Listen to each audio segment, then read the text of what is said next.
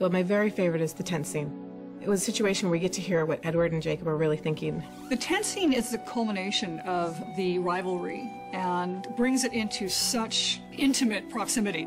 You know, you've got Bella and Edward and Jacob in a very small space and they can't get away from each other, and that makes it really exciting to work with. Get your hand off me. Keep your hands off her. Can you at least attempt to keep your thoughts to yourself? I really get under that ice-cold skin of yours, don't I? Edward gets to read my thoughts, so he understands everything that's going on inside of my head, but I have no idea what's going inside this other dude's head. So I ask him to let me in. I'm like, look, if you can pick through my brain, then you better let me pick through yours. And he does. Jacob can really confront Edward about his own inadequacies in a way that no one else can, and he finds it very difficult to deal with. If you'd stayed away another 6 months, I could have made her happy. He's hitting him with the truth. Jacob might be a better choice for Bella than he is, and he's considering that fact, and Jacob really appreciates that. Look, I know you can protect her.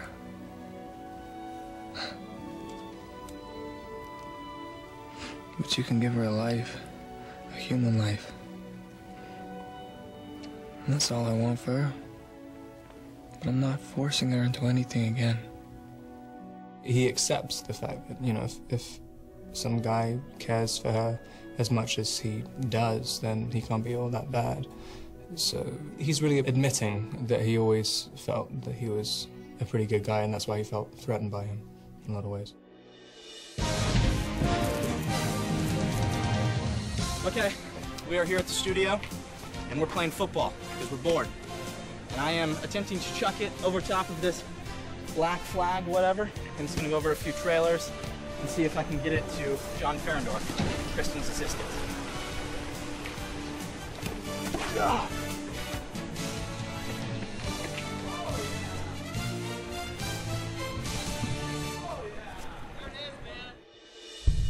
And roll sound. Sounds big. Picture 112, Apple, Apple, take 3. B mark. Off speed on A, tail on D. Speed on C. Ready, 3, 2, 1, go! So we've been shooting up here at the mountaintop, the final fight sequence. Victoria caught onto Edward's scent and Bella's scent and chased after them and found them here, vulnerable and alone. And Riley has met her here. Riley, listen to me. Riley's led to believe that the Cullens need to be stopped. She only created you and this army to avenge her true mate, James. It's the only thing she cares about, not you. Don't let him do this to us. You know I love you. Fortunately for Victoria, she's able to convince Riley otherwise. You're dead. And then the fight ensues.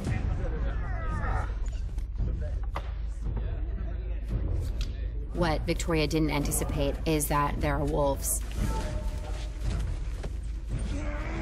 Riley gets taken down by Seth Wolf, and his hand is destroyed. The fight still continues, and it's really intense.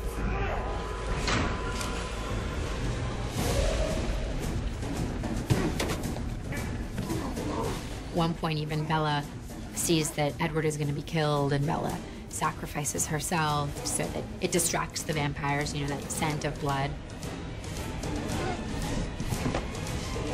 The last we see of Riley is him being dragged howling into the woods by a wolf. Victoria! It's not a particularly happy ending for him. It's at that moment that Riley realizes that Victoria all along never cared for him, certainly never loved him, and was only using him in order to get to Bella and Edward. Action! You won't get another chance like this again! And cut! Edward kind of lures her back in with that, saying this is your one chance, and she just goes in for the kill. And gets her head ripped off.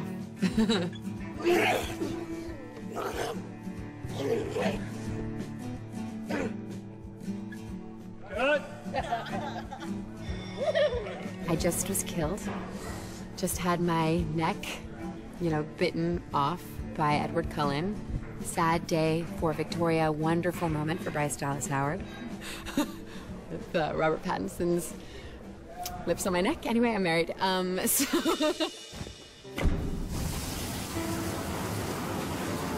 think one of the things that is so attractive about these stories and why they're so successful is that they postulate the idea of true love in a world where it's not very common.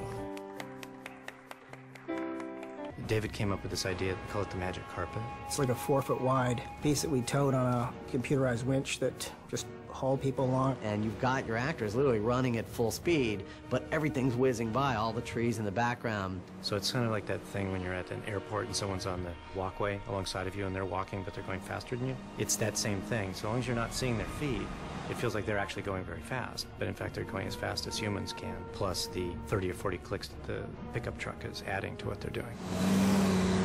The magic carpet looks really great, but it can only do certain things. So then you have to find other ways of making that same look happen. Hey, Jake. There was a great deal more personal interaction between our wolf characters and the humans in this case.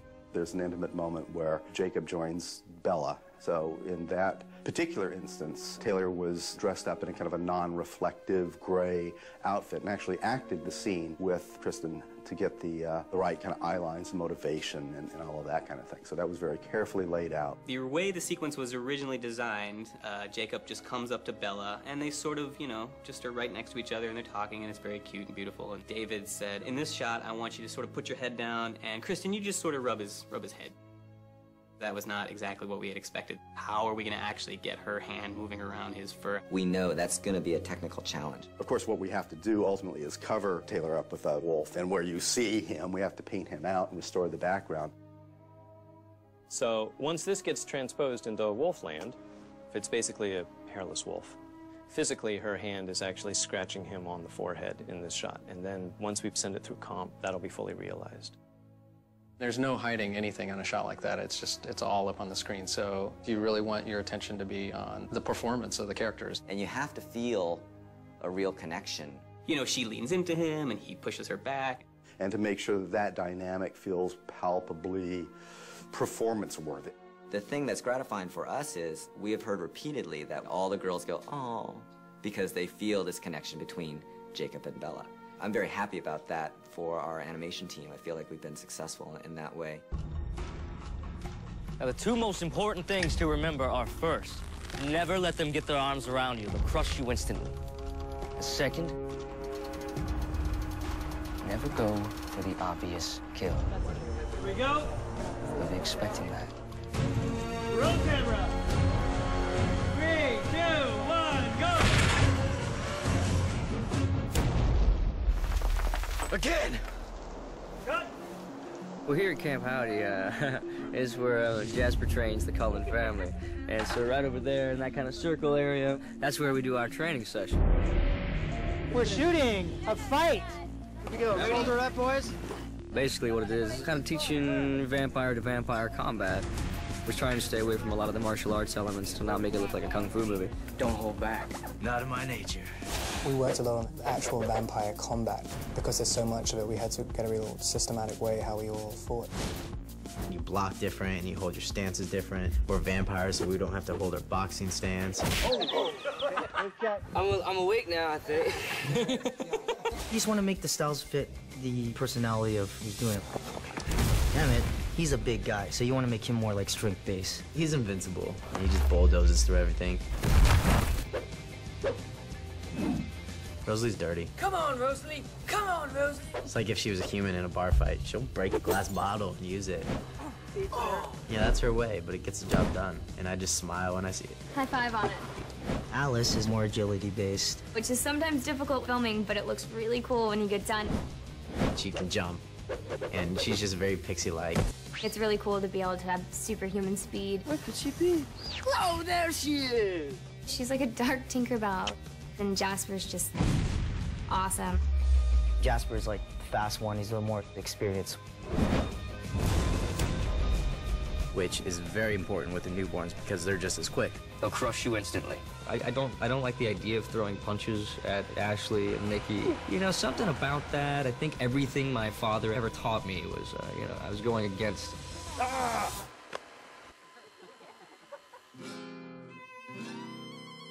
Edward is just a stud at fighting. He doesn't have to do much. He knows when things are coming, punches or slams or anything like that.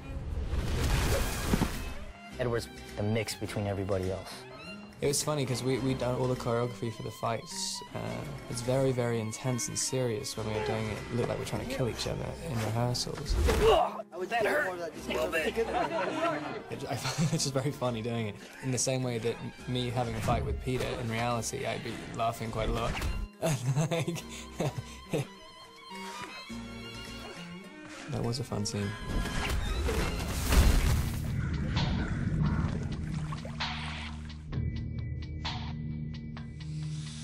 All right, one quick rehearsal.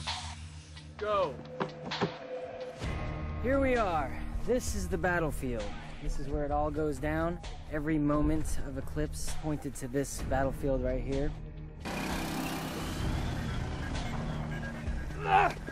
We're doing some intense stuff. We have a great department who are making sure we're safe.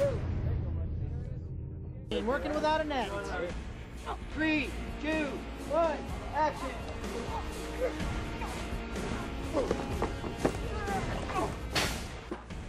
You try to hide a mat wherever you can. We're dealing with guys that aren't human, so we have to enhance those abilities, and the only way to do that is either visual effects or some wire type of assist. But you see pretty much all the actors doing a lot of their movements themselves. There's ratchets, air rams, descenders. Go! Just once I want to try that. Very nice. Good job, guys. I think we got that. Okay, cool. Excellent. Fantastic.